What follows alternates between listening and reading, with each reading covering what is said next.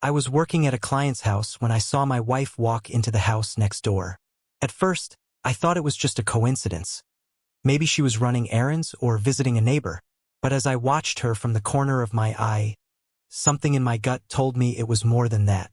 The house next door had been vacant for months, and it struck me as odd that she would casually walk over there without telling me. I tried to brush it off, but my mind couldn't help but race. I had to know what was going on. Before we dive in, please subscribe. It means the world to us and helps us bring you more amazing stories. I was no stranger to the feeling of something being off. Over the past few months, Lisa had become distant. The spark in our relationship that had once been so vibrant seemed to dim, replaced with a coldness I couldn't explain. We didn't argue much, but the silence between us grew louder every day. I had noticed her spending more time on her phone, her attention divided, her eyes avoiding mine in ways they hadn't before. I tried to ignore it, tried to tell myself that things were just a phase, that work and life were getting in the way of us. But seeing her walk into that house shattered any doubts I had left. Something was definitely wrong. I couldn't stand there anymore, not knowing. I tried to convince myself it was nothing, but the suspicion gnawed at me, stronger than my will to turn away. I quietly stepped outside, making sure to keep a safe distance as I watched her disappear behind the house next door. My heart raced as I stayed hidden in the shadows, unable to tear my eyes away. Why was she there? What was going on? After what felt like an eternity, I saw her walk toward the door of the house. The lights inside flickered on, and a man appeared, greeting her with a smile. I couldn't make out his face clearly, but what I saw next made my stomach drop. She smiled back at him, too warmly, too intimately. My mind started spinning. The smile on her face was something I hadn't seen in a long time. Not directed at me, not the way it used to be. Was this man someone from her past? Someone she had met recently? Or was this a secret I had been completely unaware of? They entered the house together, and I stood frozen, unsure of what to do. Every instinct told me to confront her right then and there, but I couldn't move. I couldn't bring myself to approach the door and face the truth, whatever it might be. Instead, I turned and walked back to my car, my mind in turmoil. The one person I had trusted more than anyone, the person I had given my heart to, was in there with another man. The drive home was a blur. I couldn't stop thinking about what I had seen, trying to convince myself I had misunderstood, that I was overreacting. But deep down, I knew I couldn't ignore it.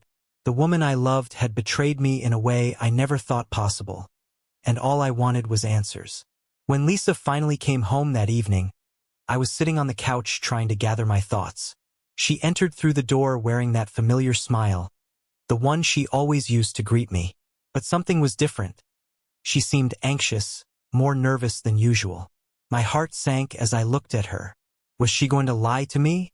Was she going to try to cover up what I had already seen? "Hey babe," she said, trying to sound casual as she took off her coat. "Where were you today?" I asked, my voice calm but filled with a quiet intensity. I had to know the truth. I couldn't just sit here and pretend I hadn't seen her. Lisa's eyes widened for a brief moment, and then she quickly averted her gaze like she was trying to come up with a lie. "I told you I was working late. The project I'm handling just took longer than expected." I stared at her, my heart pounding. I knew it was a lie, and I wasn't going to let her get away with it. "No, you weren't working late. I saw you, Lisa. I saw you walk into that house next door with him." Her face went pale. She looked like she had just been caught red-handed. She opened her mouth to say something, but the words didn't come. Instead, she broke down, sinking into the chair beside me, her hands trembling. I didn't want you to find out like this," she said, her voice barely above a whisper. "Mark, I never meant to hurt you. I've been seeing him for a while now. I'm so sorry." The confession hit me like a punch to the stomach.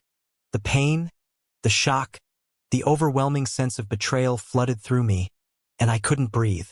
The woman I had loved for years, the woman I thought I knew better than anyone, had been seeing someone else behind my back.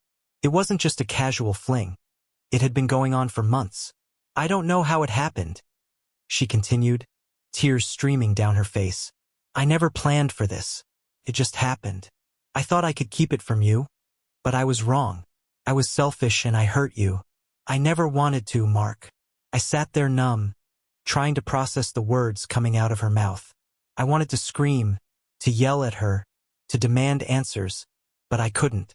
All I could do was stare at her, my world crumbling around me.